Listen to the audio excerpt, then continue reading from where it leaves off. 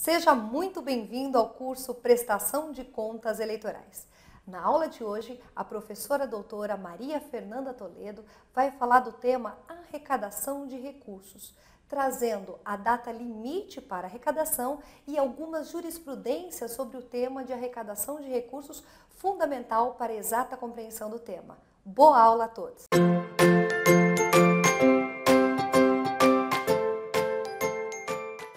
Vamos lá dar continuidade, chegando para o finzinho dessa aula, a data limite da arrecadação. Até quando eu posso arrecadar? Até quando eu posso doar? Até o dia da eleição. Após esse prazo, ainda é permitido apenas para quitar despesas já contraídas e não pagas no dia da eleição. Tem uma parcelinha ali de alguma coisa que eu comprei, a parcela da gráfica, tenho que pagar. Despesa que eu já contraí. A parcela deu uma estendida, posso arrecadar recurso para pagar. Aí eu tenho que fazer até a data da entrega da prestação de contas para a Justiça Eleitoral. Até essa data limite, eu tenho que ir certinho, não posso mais arrecadar e essas dívidas têm que estar quitadas. Tá bem? Vamos falar um pouquinho de data, que é chato, mas é importante. Dia 30 de julho de 2017 é o último dia para a Secretaria da Receita Federal comunicar ao Ministério Público sobre os excessos quanto aos limites de arrecadação. O que ela faz? Ela faz aquele famoso cruzamento de dados, né? Ela vai lá e vê quanto o candidato fala que, né, quanto ele teve ali no seu recibo eleitoral como doado. Aí ele pega o nome e o CPF do doador, a Receita Federal cruza esse dado com o seu imposto de renda e aí ela pega essas informações e remete para o Ministério Público. Daí a origem das representações, desse cruzamento. Então, o Ministério Público tem sim acesso ao seu imposto de renda através da Receita Federal.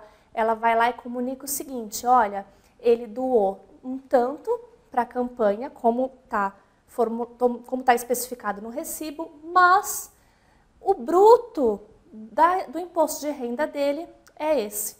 Então, essa é a data limite. O que não foi entregue até essa data não é mais válido. Então, a Receita Federal tem esse limite para entregar. E o dia 31 de dezembro é a data limite para o Ministério Público. Então, o que acontece? De julho a dezembro, o Ministério Público vai pegar esse cruzamento de dados da Receita Federal, vai ver o que ultrapassou o limite e vai entrar com as representações. É assim que acontecem os processos de representação e os pedidos da aplicação das sanções cabíveis. Então, aí, tem um ano ainda, né, um pouquinho mais de um ano para o Ministério Público fazer isso, porque a Receita Federal tem esse período para cruzar os dados. O que eu gostaria de compartilhar aqui é como isso é sério, né?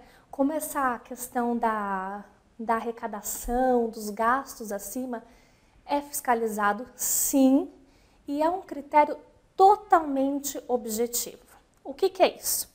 Eu vou falar isso através da jurisprudência, bem recente, tá? Eu peguei umas 2 ou 3 jurisprudências aqui do TRE e do TSE, bem recente, do finzinho do ano passado para cá. Vamos para o primeiro acórdão que eu peguei, é uma ementa, que ela fala de doação acima do limite legal, como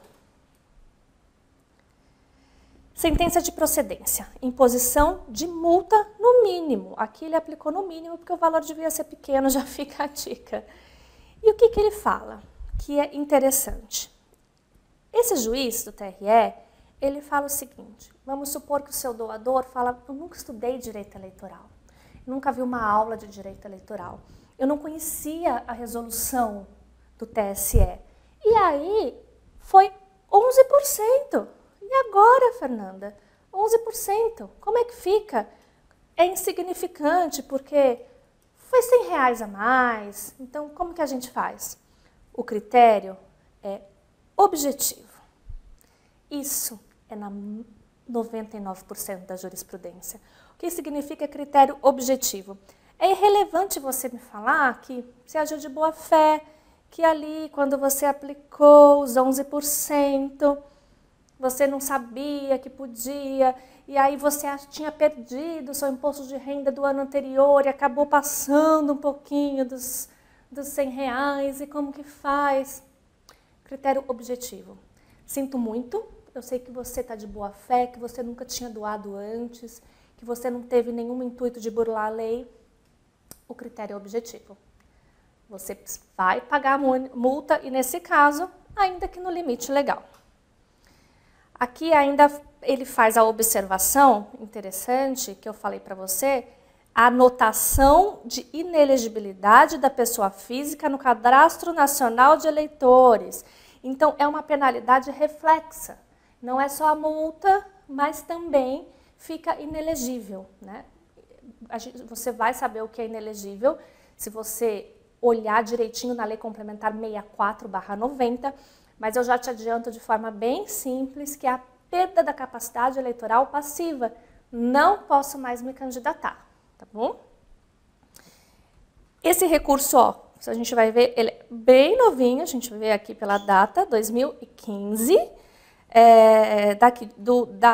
do estado de São Paulo, município de Americana, então é um precedente novo, e posso falar, todos os estados seguem essa regra.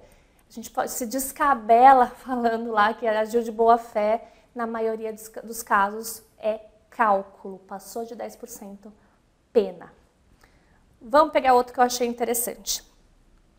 Recurso eleitoral, doação pessoa física, doação estimável em dinheiro para campanha eleitoral que só pode originar-se no produto ou serviço do próprio doador, de suas atividades econômicas ou de seus bens permanentes. A gente já falou sobre isso, né? Eu não posso doar de uma forma estimativa em dinheiro a casa que não é minha, o bem imóvel que não é meu, o serviço que eu não faço. Então, fica bem atento quanto a isso, porque a jurisprudência fica, né? Isso o TSE também já falou sobre isso diversas vezes. Esse é um recurso bem recente, 2015, sobre esse aspecto. Muito cuidado, aqui fala, ó, valor atribuído ao uso de sala e banheiro de imóvel locado, com cláusula proibitiva de sublocação. Né? Então, aqui é um caso de sublocação, não dá. Se eu tenho uma causa proibitiva de sublocação, o bem não é meu. Então, eu não posso doar. E vamos falar um pouquinho também desse agravo, TSE, eleições 2008. Averiguada a doação de quantia acima dos limites fixados pela norma legal, a multa é aplicação impositiva. Eu vejo umas questões que eu fico com tanta pena, porque é tão pouco que passa dos 10%, mas a Justiça Eleitoral ela não perdoa no seguinte sentido: você vai ficar com a multa se você doou acima R$10 ou R$100.000. E o pior que isso é ver doador que passou um pouquinho do limite ter uma pena de inelegibilidade.